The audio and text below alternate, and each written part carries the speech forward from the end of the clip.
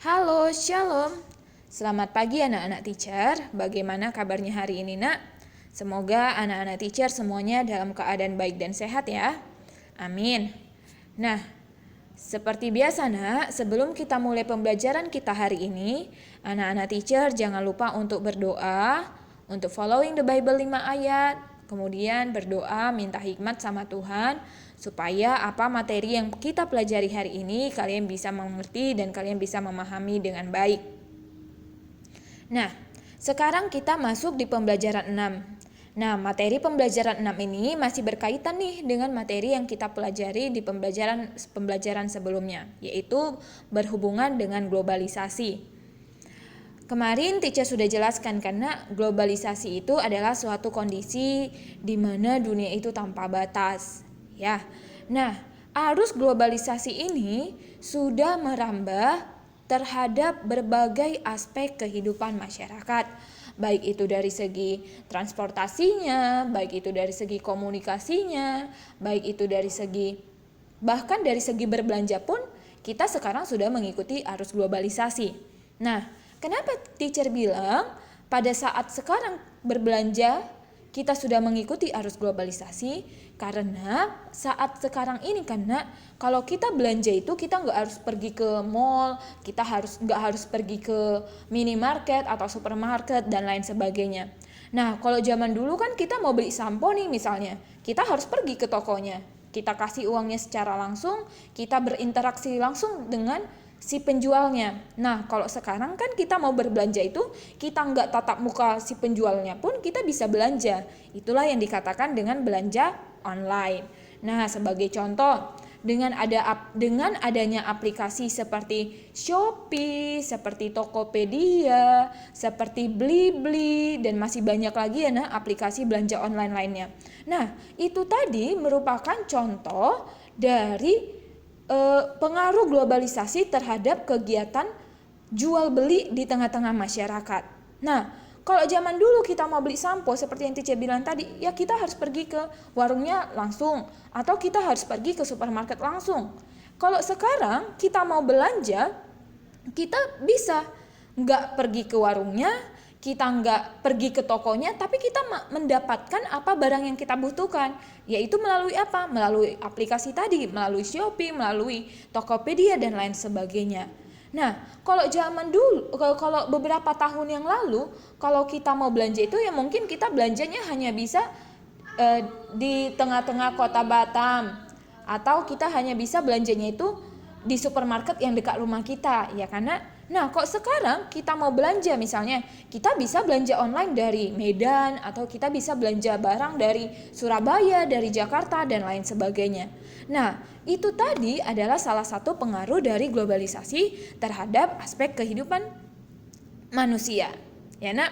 Loh, teacher, gimana bayarnya? Nah, karena zaman yang sudah semakin canggih, kita membayar barang yang kita beli itu tidak harus lagi dengan uang tunai. Kita kasih sama si penjual, ada uangnya lebih, si penjual kembalikan sama kita. Nah, kalau dengan berbelanja online, kita membayar barangnya itu ya dengan cara apa? Dengan cara mentransfer atau dengan cara kita mengirimkan uangnya ke rekening si penjual. Ya kan? Teacher yakin anak-anak teacher atau mungkin ada papa mama kita yang sudah pernah belanja online. Nah, itu tentu mempermudah kita dalam membeli barang. Nah, bisa dikatakan dengan adanya belanja online ini berpengaruh positif terhadap kehidupan kita. Misalnya, katakan kita butuh susu. Susunya ini nggak ada nih dijual di Batam. Ternyata susunya ada dijual di Jakarta atau susunya ada dijual di Surabaya. Nah, kita nggak harus pergi loh ke Medan, kita nggak harus pergi loh ke Surabaya, naik pesawat pergi ke Surabaya untuk beli susunya. Nggak harus, kita tetap di Batam, kita beli susunya secara online. Nah, itu lebih mempermudah kehidupan kita. Tapi ingat, itu salah satu contoh dampak positifnya. Dampak negatifnya apa? Masyarakat itu cenderung lebih konsumtif. Lebih konsumtif itu maksudnya cenderung untuk berbelanja secara berlebihan ya, Nak. Dalam artian dia nggak butuh barang itu sebenarnya, cuman karena saking gampangnya belanja online ini dia beli-beli aja. Jadi dengan adanya belanja online ini ada dua sisi. Sisi positifnya yaitu kita bisa dengan mudah mendapatkan barang yang sulit kita temukan di sekitar kita. Ya, tapi dampak negatifnya yaitu bisa menyebabkan manusia atau masyarakat itu lebih boros, lebih konsumtif, membeli sesuatu yang bukan dia butuhkan, tapi apa yang dia inginkan. Paham ya, Nak? Nah, sekarang di sini ada teks tentang kemudahan belanja daring, bukan belajar daring ya, Nak. Bukan hanya belajar aja yang daring, belanja pun sekarang daring atau dalam jaringan. Nah, dengan adanya kemudahan belanja daring ini, banyak sekarang masyarakat yang cenderung untuk memilih belanja secara online dibandingkan secara offline. Cenderung membeli sesuatu itu melalui internet daripada pergi ke tokonya secara langsung ya. Nah, sekarang kita lihat bukumu halaman 37. Nah, sekarang kita masuk kepada menjelaskan pentingnya menghargai keragaman ekonomi. Nah, dengan maraknya belanja daring atau belanja online merupakan pengaruh dari kemajuan teknologi ya, Nak, yang dapat memberikan kemudahan serta kenyamanan bagi umat manusia. Nah, dalam melakukan kegiatan ekonomi, setiap manusia itu memiliki kegiatan ekonomi yang berbeda-beda pula. Biasanya nih kegiatan ekonomi yang dilakukan oleh masyarakat itu disesuaikan dengan skill dan kemampuan yang dia miliki. Contohnya nih, misalnya papa kita jago atau memiliki skill dan kemampuan dalam bidang listrik. Pasti papa kita bekerjanya dalam sektor atau dalam bidang kelistrikan juga, seperti itu. Atau misalnya mama kita memiliki skill atau kemampuan dalam menjahit baju. Nah, pasti kegiatan ekonomi yang dilakukan mama kita itu yang berhubungan dengan misalnya garmen atau kerja PT atau kerja di perusahaan yang memproduksi baju-baju seperti itu. Nah, itulah kenapa dikatakan kegiatan ekonomi yang dilakukan masyarakat itu, anak teacher, pasti selalu berhubungan dengan skill dan kemampuan yang dimiliki. Jadi, setiap manusia itu kan memiliki skill dan kemampuan yang berbeda-beda. Contohnya, Papa si A dia jago di bidang listrik, bukan berarti Papa si B juga jago dalam bidang listrik. Pasti memiliki kemampuan yang berbeda-beda pula. Nah, dengan kemampuan yang berbeda-beda tadi, dengan skill yang berbeda-beda tadi, kita harus memiliki rasa saling menghargai keragaman ekonomi. Kita harus bisa menghargai kegiatan ekonomi yang dilakukan oleh orang lain. Teacher, aku kan masih SD, kayak mana caranya menghargai keragaman ekonomi? Nah, banyak cara yang bisa kita lakukan, Nak, sebagai seorang siswa dalam menghargai keragaman ekonomi. Sebagai contoh apa? Sebagai contoh kita menghargai keragaman ekonomi itu apa? Contohnya misalnya contoh sederhana nih. Kamu beli permen di warung.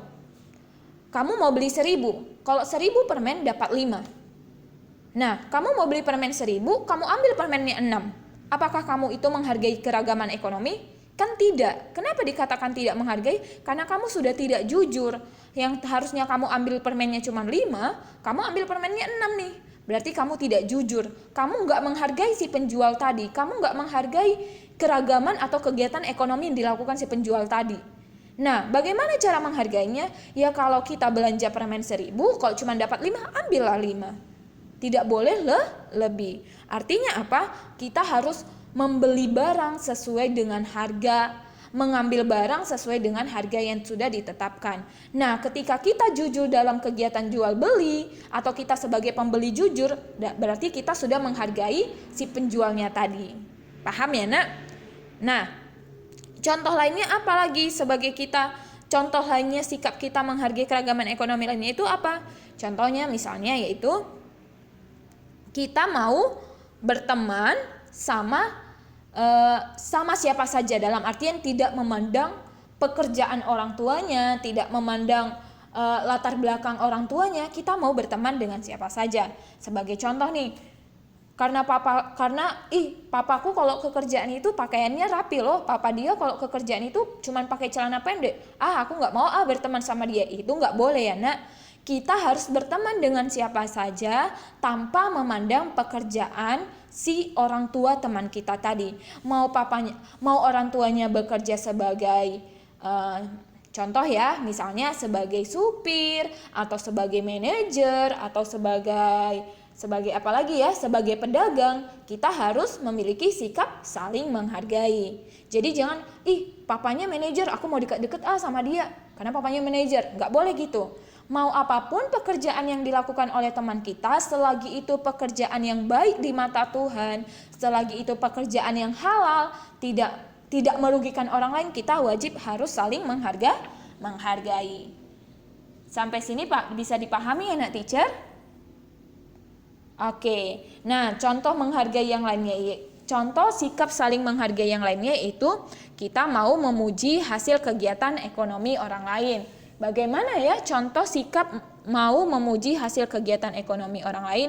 Misalnya tetangga kita ada yang kegiatan ekonominya itu misalnya jual soto atau jual lontong Medan misalnya.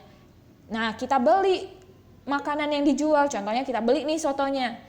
Kita makan, ternyata enak. Kita bilang sama si penjualnya, Bu, makanannya enak loh, semoga laris terus ya. Nah, itu ketika kita bilang, Bu, makanannya enak, semoga laris terus ya. Nah, itu kita sudah memiliki sikap saling menghargai. Sikap menghargai si penjual sebagai produsen atau sebagai yang menjual makanannya tadi. Sampai sini paham ya, nak? Oke. Mungkin untuk pembelajaran 6 ini hanya ini yang bisa teacher sampaikan. Teacher berharap materi yang teacher sampaikan ini bisa kalian pahami dan bisa kalian mengerti dengan baik. Oke, nanti untuk subtema 2, pembelajaran 1 dan 2, teacher bagikan videonya melalui grup kelas kita. Jadi dipantau terus grup kita ya nak. Oke, sampai sini Tuhan Yesus memberkati kita semua. Shalom.